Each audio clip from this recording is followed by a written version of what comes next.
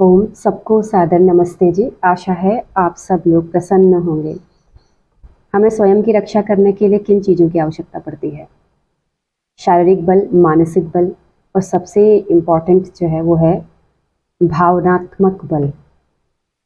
तो शारीरिक बल बनाने के लिए हमें अच्छा खाना पीना, पौष्टिक आहार लेना पड़ेगा, साथ में व्यायाम करना होता है।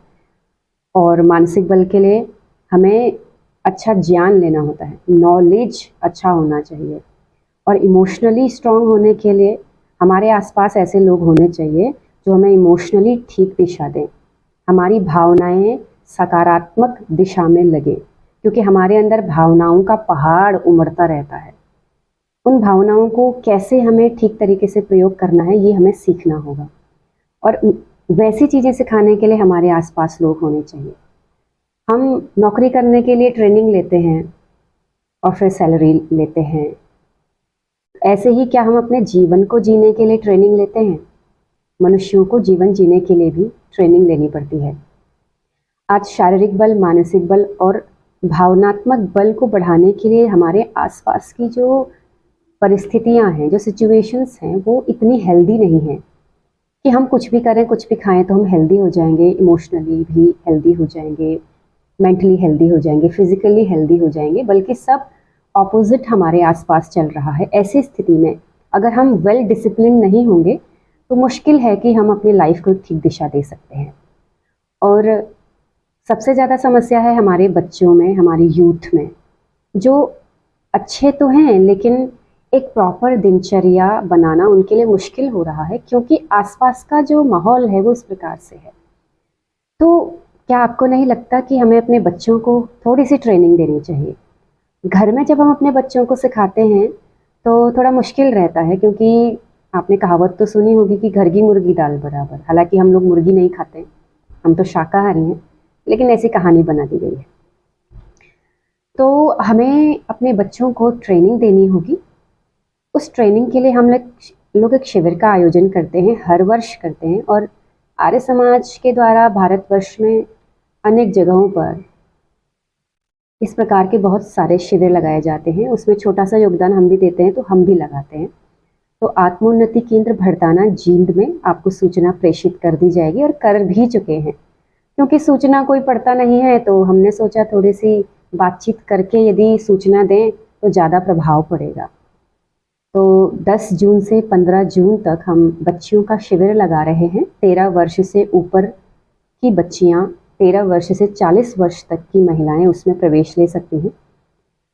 अगर हम इन 5 दिनों में अपने हैबिट पैटर्न को चेंज करते हैं, वहाँ पर मोबाइल से दूर, टीवी से दूर और सात्विक भोजन के साथ यदि हम अपनी दिनचर्या को बनाते हैं, तो हमारे जीवन में एक अच्छा संस्कार बनेगा।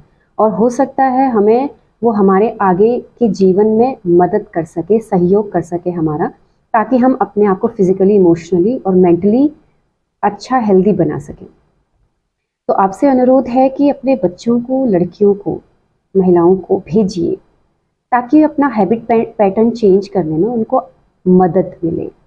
हम ये तो नहीं कह सकते कि हमारे बच्चों में जो भी कमियां आ गई हैं, कमियां अर्थात आजकल का जो बाहर का माहौल है, खाने पीने का माहौल अच्छा नहीं है। हम चाह करके भी शुद्ध खाना नहीं खा पाते, क्योंकि हम खुद तो ऑर्गेनिक खेती करते नहीं हैं, तो हम मार्केट से ख़रीद के लाते हैं। क्योंकि डिमांड ज़्यादा है तो सप्लाई करना पड़ता है, और जब डिमांड अधिक होती है तो सप्लाई करने के लिए केमिकल्स युक्त अनेक प्रकार के जो भी हम भोजन करते हैं, आप बहुत बेहतर तरीके से जानते हैं, मोबाइल में सब आजकल देख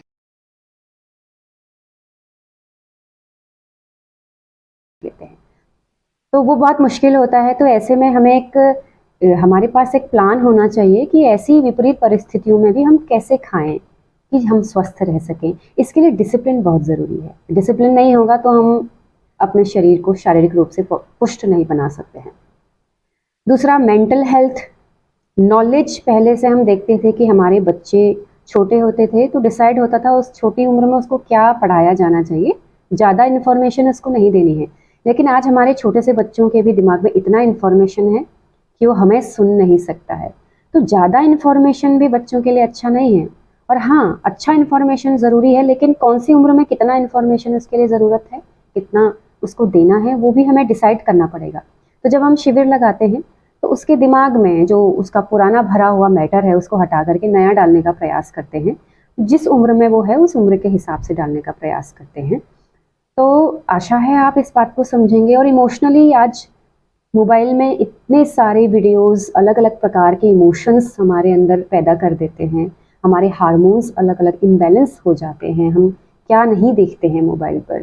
तो ये सब चीज़ों के प्रति सजगता, हम ये नहीं कह रहे हैं कि पूरा छोड़ देना चाहिए मोबाइल देखना या बाहर का खाना या फिर इंफॉर्मेशन लेना छोड़ देना चाहिए, लेकिन उसमें एक बैलेंस बनाना बहुत ज़रूरी है। अगर बैलेंस नहीं बनाएंगे तो अति सर्वत्र वर्जयेत, कहते हैं अति सर्वत्र वर्जयेत।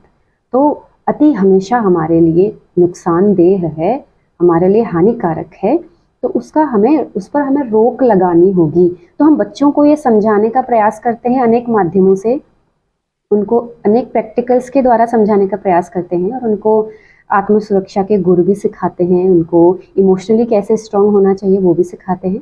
तो आपसे अनुरोध है कि अपनी बच्चियों को भेजिए, केवल सुनिए मत, प्लीज़। आपसे ये विनम्र आग्रह है, मेरा रिक्वेस्ट है कि उनको भेजिए, एक ट्रेनिंग दीजिए। हम प्रयास करेंगे कि वो जब घर वापस आएँ तो उनमें कुछ बदलाव आए। तो हर वर्ष जो बच्चियाँ आती हैं उनमें कुछ न कुछ बदलाव अवश्य ही देखने को मिलता है और फिर वो नए वर्ष में फिर से आती हैं, फिर वो सिखाने वाली भी बनती हैं।